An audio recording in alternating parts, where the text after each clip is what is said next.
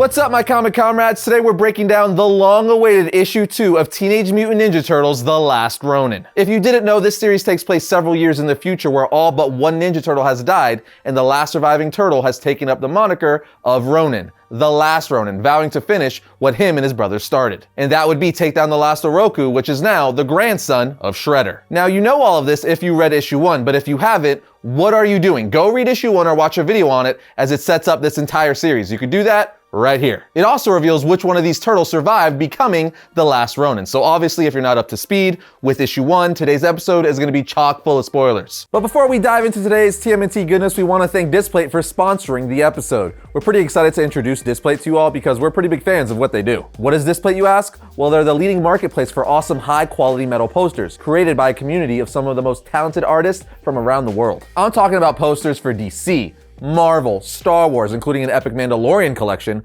Lord of the Rings, anime, a ton of other popular movies and TV shows, gaming, and a crap ton more. They even have art from the great Alex Ross, people. Altogether, Displate features over 1.4 million pieces of art for you to customize, collect, and rearrange however you want. And the reason you're able to swap them in and out and rearrange them so easily is because of Displate's insanely simple to install magnetic wall mount system. Each of Displate's metal posters come with a mounting guide sticker and magnets. You line them up where you want them, apply the magnets to the wall where instructed, and mount the poster. It literally takes seconds and you don't need a single nail, screw, or tool. It's glorious. You can also choose from 3 different size prints: medium, large, or extra large. Select a matte or gloss finish, and even pick from multiple frame options, all of which allows you to build fully customizable collections of your favorite designs right on your wall. We've actually partnered with Displate to create a special page for the Variant Nation where we've selected some of our favorite collections and pieces, many of which you will see featured on our Variant the Podcast set when we return to the studio in the near future. Just click our Displate link in the description below to check out our favorite collections and start building your own. I kid you not, you'll be shocked at how many amazing collections and options there are to browse and choose from. As I mentioned, Displate prints all their posters on high quality metal, which makes them both durable and eco-friendly. In fact, for every Displate purchase, the company partners with Trees for the Future to plant 1 tree in the places that need them most. So you could build a dope art collection and help the environment at the same time. And when you click on our custom link, you'll receive 26% off your purchase of 1 or 2 Displates, or 31% off your purchase of 3 or more Displates. The discount will be applied once you add your selections to the cart, but you want to jump on it because the offer is only available until Thursday, March 4th.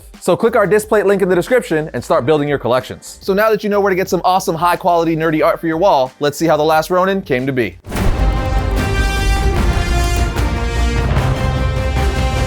Issue 2 starts off with April O'Neil waking up from a terrible dream with tears running down her face, with a caption saying, "Now." Then on the next page, we see a caption saying, "Then." We see that April's inside of her apartment asking Casey what the heck is taking them so long. Casey tells her, "Relax, April. You know getting from the lair to anywhere is always a pain in the butt." April's all like, "But all this food," and he tells her, "It's fine, babe. I'm more worried about screwing up the toast later." She then asks him, "Are you nervous to tell them?" And he says, "Sort of, but they're family. Still can't believe you said yes," as we see him grab her hand, showing us that she has an engagement ring on her ring finger, which is an awesome reveal for diehard Turtle fans because that was a long time coming. Yes, I know they got married in the final episode of Teenage Mutant Ninja Turtles Back to the Sewer animated series, but I'm talking about comics, and I don't think we've ever seen this before in comic continuity. At least not to my knowledge, but hey, maybe I'm wrong. Anyway, after April makes a joke saying it took Casey long enough to ask her to marry him, a bloody Raph comes barging in through the front door, while saying, "Make a hole, incoming, ambush," as he clears off the table, throwing all the food April and Casey prepared for them on the floor. April then walks over to Raph saying, "Ambush? Who?" "Raph, you're hurt." He replies, "Forget me, Master Splinter," as Mikey and Donnie come carrying in a wounded Master Splinter saying, "Raph, where?" Donnie then tells April, "Grab the med kit and bring everything." We are then taken back to the present where we see April sit up in her bed, telling us this is a bad memory she was reliving in her sleep. The comic then continues to elaborate on this memory via a flashback with the Turtles putting Splinter on the dining room table, to which April says, "This is bad." She then tells Donnie, "Help me cut the clothes away and clear all the blood." He replies, "I don't know where to start." She tells him, "Snap out of it. We need to find which wounds are the most dangerous. Focus." Casey then asks, "Who the hell ambushed you?" Raph says, "Foot bastards." Mikey then elaborates saying, "Large strike team, jumped us when we came out of the sewers." Master Splinter then just barely says, "Leonardo." Mikey then just grabs Splinter's hand, telling him, "Rear guard, sensei," making sure we all got clear. At this point, a suited up Casey Jones says, "Screw that. Come on, Raph. Let's make sure Leo got clear." Raph responds, "Damn straight. It's body count time. Every foot in the city is about to find out how big of a mistake they just made tonight." But Leo then comes in saying, "Stand down, Raphael." we're good for now. I turn the last of them back to the subway. Looks like they might be running towards the east side. The docks maybe. Casey then asks, what about the truce? Thought we got past this with them. He replies, honestly, I'm surprised it lasted as long as it did. April then jumps in saying, that's what you get when you make deals with the devil. Leo then asks, how's father? She tells him he's lost so much blood. We're doing the best we can, but without a real doctor, I don't know if we could save him. And as the turtles are talking, Splinter tells Mikey, this war, just a matter of time. Oroku against Hamato.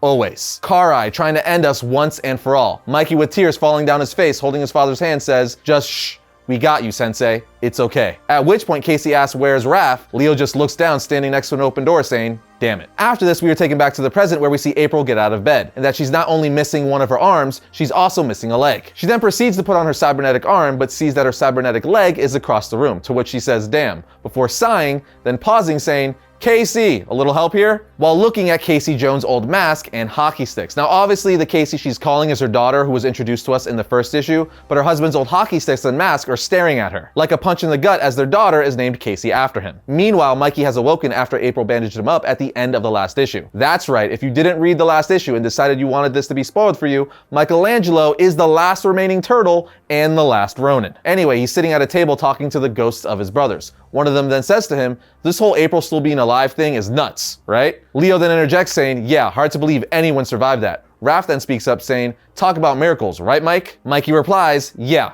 right. Last thing I remember was the explosion. I was out of it pretty bad when I finally came to, but I couldn't remember anything for days. The ghost turtles then start to argue, as they do, with Mikey eventually getting fed up, calling Raph out saying, you stupid, pathetic fool. You always make our entire life all about you. I fought every battle you have, even the idiotic ones you started, and you still want to judge me? You knew what my mission was in the tower, a one-way ticket from the start, for our father, for our family, for honor. And as the camera pulls out, we see Mikey is talking to no one, because again, his brothers are dead. Mikey then goes back to the stove and says, look, I should be dead. That fall should have killed me, but it didn't. I'm still here, still alive, to fight. I lost the battle, but the war goes on. We've all had so much stolen from us. No more, as he toasts to the ghost of his brother saying, I will finish what we started, what Master Splinter raised us to do. The last Oroku must die. The comic then takes us once again back to that flashback from earlier where the turtles were attacked and Master Splinter was dying. The flashback follows Raph seeing where he ran off to, and might I just add, this design for Raph looks awesome. I love the tactical gear he's wearing. Anyway, we see him ultimately make his way down to the subway through tunnels where he finds Karai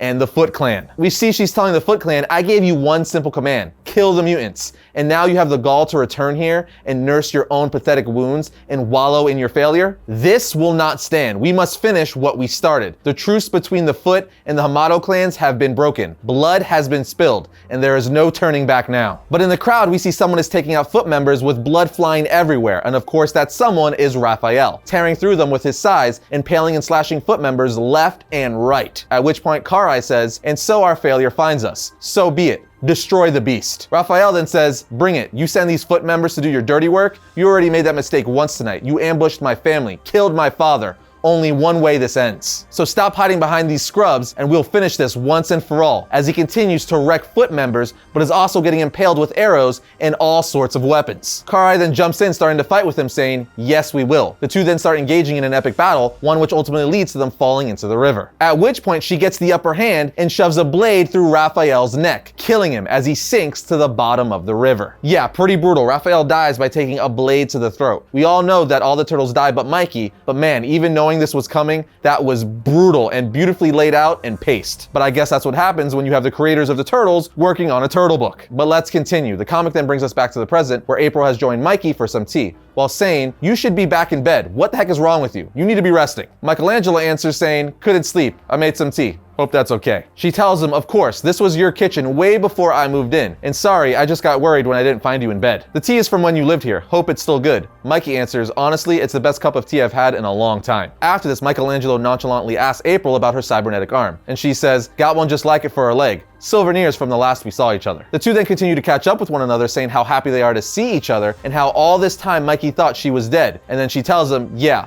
we have some serious catching up to do. Then while making both of them eggs, April says, word on the street is you really rattled Hiroto's cage. He responds, maybe, but rattled cages wasn't the plan. April then says, I'm sure it wasn't. You know you're lucky to be alive. Mikey tells her, yeah, I'm still trying to process it all. That fall would have killed me when I was younger. April responds saying, well, I'm no Donatello, but it doesn't take a genius to see your mutation has progressed over the years. You're bigger, stronger, and you're healing amazingly fast. So Let's pause for a second right here because I noticed that before April even said it. Like, Michelangelo is jacked in this comic. He used to be the smallest turtle, but now he's freaking huge. But this explains it. His mutation has progressed over the years, making him bigger, stronger, and able to heal a lot faster, which is awesome. It also makes me wonder how huge and strong Raphael would have been if he survived. Anyway, after this, April says, hold on a second. Casey, breakfast. At which point, Mikey throws his tea in the air saying, wait, what? Casey is still alive? And then on the next page, we see April say, Michelangelo, I'd like you to meet my daughter. Casey then puts her hand out to shake Michelangelo's hand saying, we kind of already met. You were a lot less conscious and a lot more bloody at the time. She then sits down saying, this is so weird. I've been hearing about you turtles all my life, but I never thought I'd get to meet one of you in real life. I obviously got that wrong.